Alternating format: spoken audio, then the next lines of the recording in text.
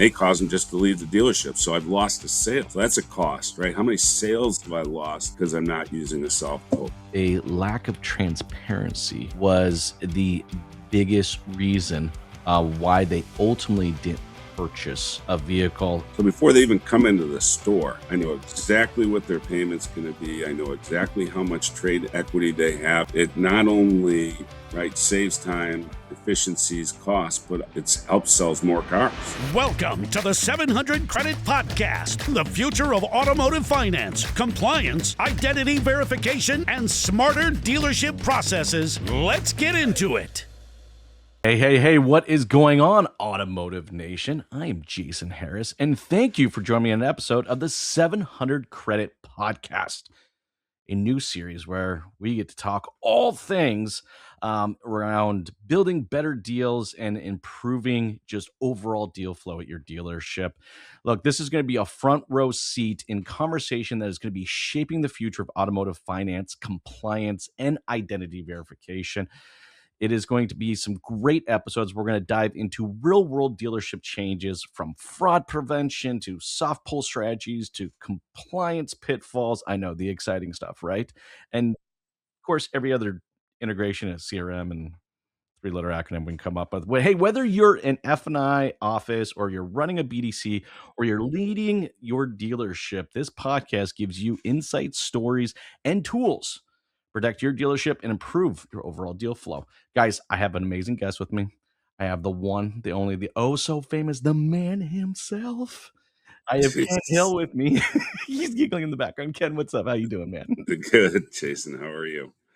I'm doing great. Hey, Ken, I gotta say, man, thank you for letting me do this. You know, not everybody trusts good old Jason here to come out and tell some stories, but we've recorded several times before. We've had so much recording.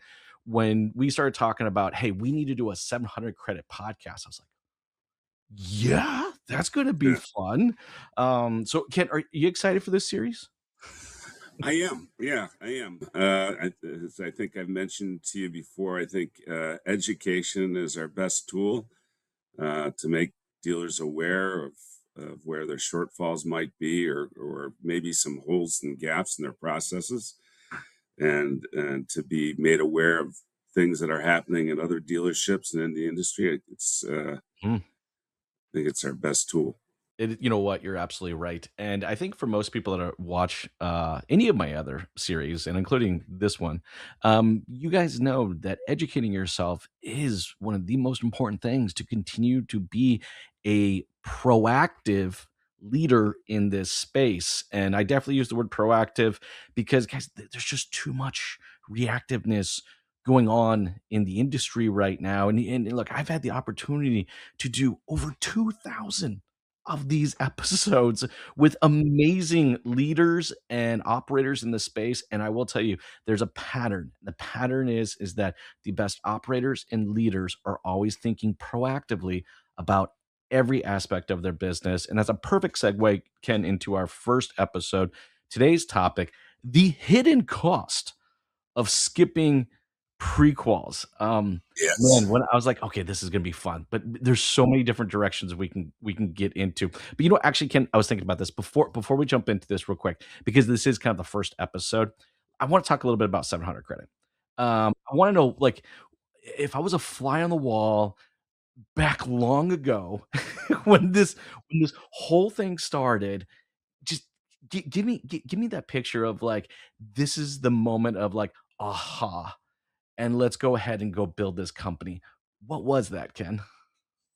I think after we did our first integration with a system, and a lot of times credit reports can be, and their products and services can be felt as commodities. It's like, how do we add value? And after our first integration, and the dealer, it was integrated into the dealer's DMS. It was like, oh, this is great. I don't have to go in another system. I got everything here that I need, and it fits right into my workflow. So integrations have always been what's driven our success. And we're integrated, I think, in over 220 systems now. Just a few. Yeah, if you'd stack it in front of you now and say, okay, you got to go integrate to 220 systems, you're probably looking at it's a large project that would not get done overnight. So, but it's our biggest value add, and then we've leveraged that to integrate other types of products and services inside those integrations. So, Well, look, that creates efficiencies, and it doesn't surprise me that you guys have grown the way you've grown and have become. I mean, how many rooftops you guys in again? I can't remember after what. we're rated about 20,000. Okay, just a few. Just a few. But it's because the commitment you guys had to those integrations and creating the efficiencies in those integrations. Like Ken, like I gotta be honest, man. When you guys started doing that, you were kind of the first kids on the block to say, I'm not going to create another portal for a dealer to log into. Let me really integrate. You guys were kind of first to the table. So congrats. Yeah, thanks. I appreciate that. We weren't first, but we were one of the first that I think really started to leverage it. There used to Credco was a company that was out in the marketplace, and they had quite a few integrations into various systems, but they didn't seem like they were delivering all the features and functionality that dealers need to stay in that system.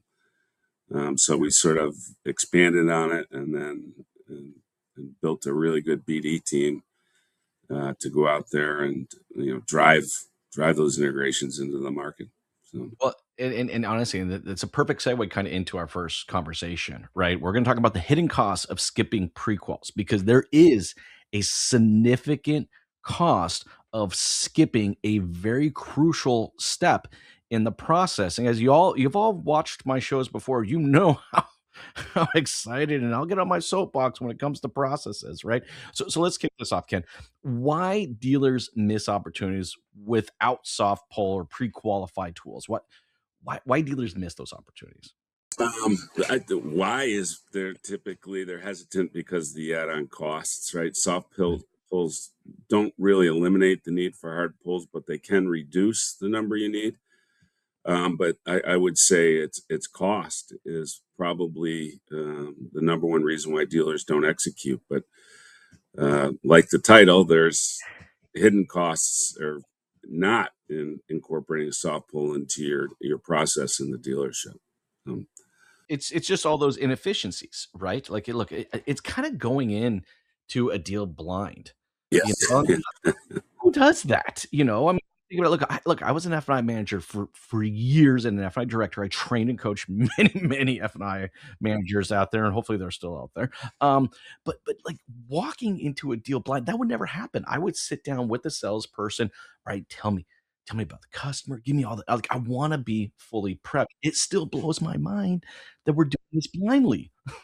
Yeah, it's quite an advantage when you walk in your first phone call, or the consumer walks into your dealership, and before you even start, right, you have insight into their credit score, so you already have an idea what lenders and a good idea of their rates. If you have a good DR tool, right, they're aligning and desking, they're aligning that consumer with rates and payments right from the get go, right? And some of the things that the costs that I think dealers don't think about is what happens if I don't have a soft pull and I get into the finance office, I do a hard pull, and the payment's nowhere near the customer's affordability. Yeah, exactly. So now what do I got to do? I try to go down on the price of the car in order to get that payment down, ask them for more money, and that friction may cause them just to leave the dealership. So I've lost a sale. So that's a cost, right? How many sales have I lost because I'm not using a soft pull? And Ken, that actually reminds me. Okay, so picture this: a little bit younger Jason, maybe not as much gray, and definitely a bit more hair. I think. Ken, do you remember those days? Do you remember those? No, I think, but I know where you're coming from. Okay, so I remember it was month end, and I was like, it was late at night. and somebody walked in asking about this used Lincoln Navigator, which, by the way, as a salesperson, I got so excited because it was on that list. You know, that list of used cars that are like, "Hey guys, let's throw extra spiffs at this because it's not moving." So it's month end. I'm like literally a deal away from making my next level bonus. And these people walk in on not just a car, but the spiff car, like, of the month. Alright, so you can just imagine my excitement with this, right? I'm like, "Oh, hell yeah, baby, let's go." Like, this is great.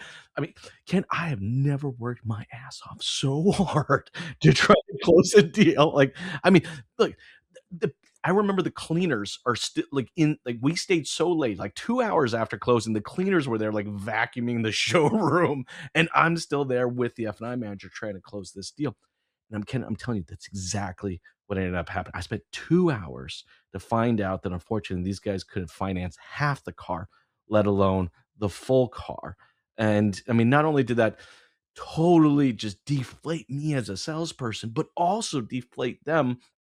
I still ended up selling a car. I spent another hour and a half flipping them to another car and didn't get out into the deal. We didn't leave the dealership like 11:30 at night, right? But I mean, but to your point, Ken, like, this happens, and I'm not look, I know people watching, listen, this happens on a regular basis. This would solve all of that. I wouldn't have had that happen to me. Yeah. Well, yeah, and then the customer experience, right? Are they coming Exactly. back? Are they coming back if after going through all that? If they walked out without getting a car, right? They probably wouldn't be back. But the good salesman you are, you got them into another car, and Well, I remember my F&I manager looking at me and go, "Jay, this ain't happening."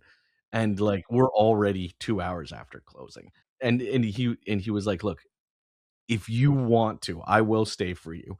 All right. If you're gonna go flip them to something, you better go flip them to something now." And I'm like, I'm too invested in this. I have to go do this. Right? Anyways.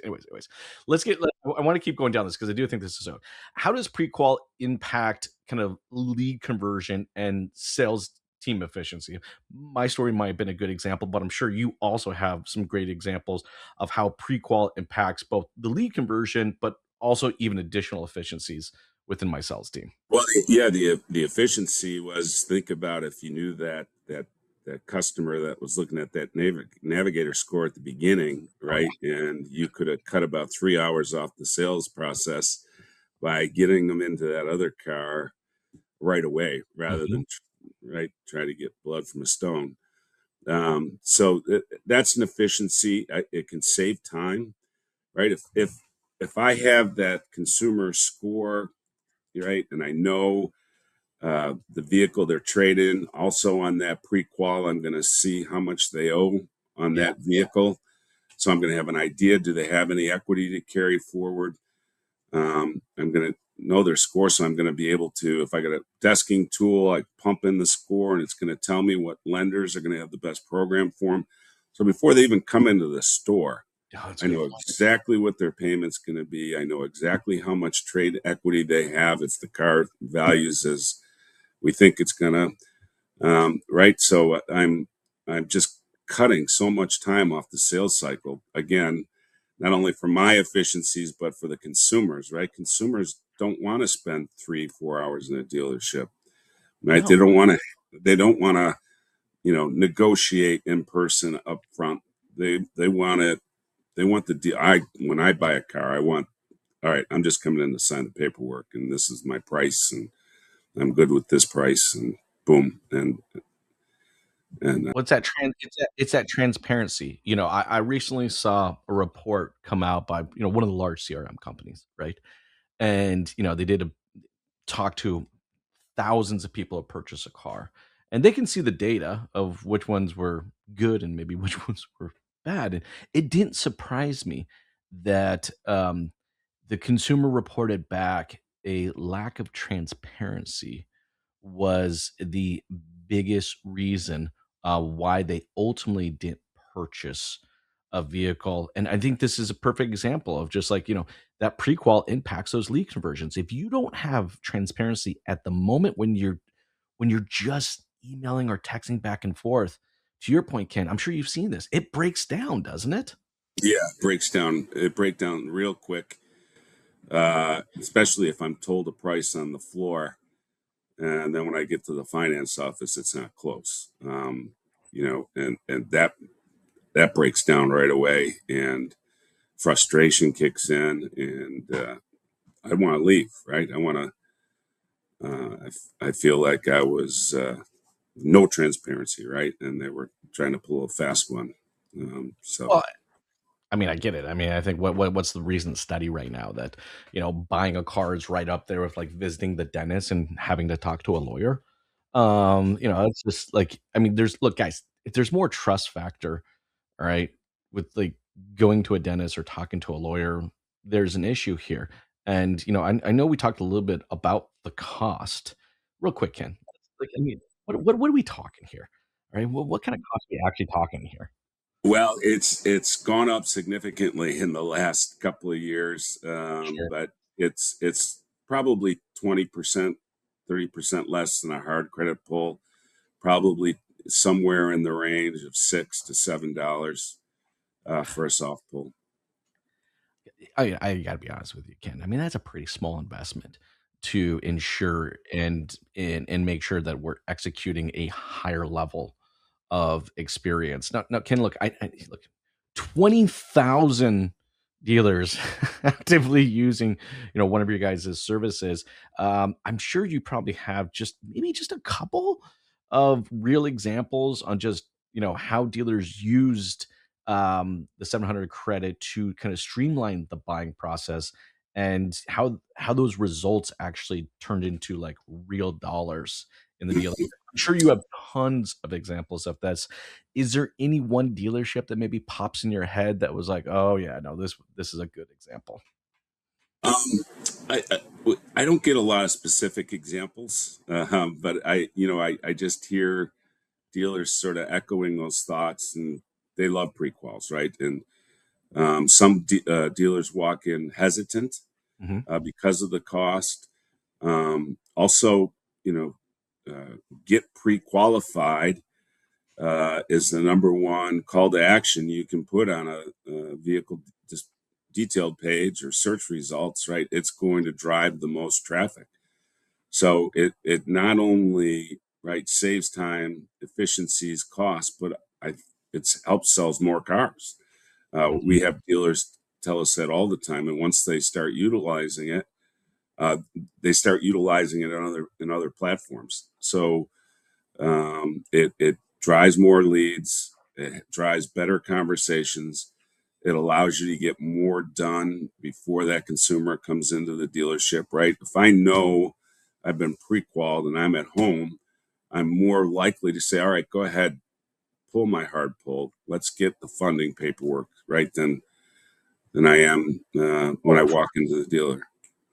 Again, guys, look, I know we're getting towards the tail end of our conversation, guys, but and like, it's setting up the stage. All right. I still believe this is a very minimal, small amount, all right, to ensure that you're executing a great experience uh for the customer. But also, guys, this is a great experience for your staff. All right. My example is one of, I can guarantee you, tens of thousands of examples of that exact same thing happening all across the country on a daily basis right now because we just didn't put the little extra effort into it. All right. Look, it's a real problem. It's an easy solve. You guys got to reach out to 700 credit to fix it, guys. Look, if you want to better your experience, you guys need to reach out. Hey, Kitten, real quick before I let you go, though, for everybody out there watching and listening, who would love to learn more about this and how you guys are executing this. What's the best way to connect and the website so they can learn more? Yes. The website, sales at 700credit.com, but website has our phone number. You can call in. There's a button to go to sales, and they'll, right, you need to be aware, does your digital retailing tool have 700 credit integrated or another Right. provider with pre-quals, right? Standalone tools on your website, QR codes for the desks inside the store where a consumer can just scan it and complete it. But yeah, if you'd like more information, just reach out, and we have plenty of sales reps that would be happy to talk to you about it more. Guys, and if you enjoy this episode, you want to find out more episodes and learn more about some great strategies that 700 Credit is currently executing, visit the website, 700credit.com. You look for the little podcast button, and you'll be able to watch more episodes just like this. Ken, thank you so much for your time. This has been a blast. Thank you. I appreciate it, Jason. Thanks, guys. We'll see you next time. Thanks for tuning in to the 700 Credit Podcast. Tighten your process, protect your deals. See you in the next episode.